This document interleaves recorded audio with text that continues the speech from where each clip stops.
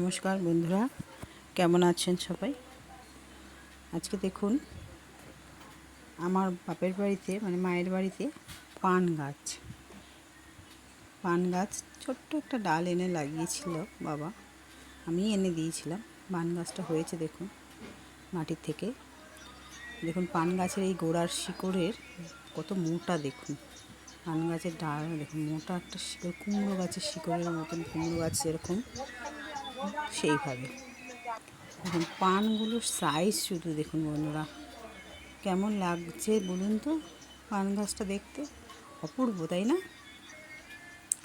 আপনাদের কার কার বাড়িতে পান গাছ আছে জানাবেন।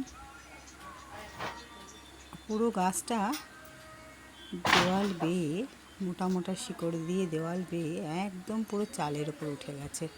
আমাদের বাড়িতে ছাদ নয়, এটা মায়ের অ্যাডভেস্টারের ঘর, ভাড়া দেয় মা এই ঘরগুলো।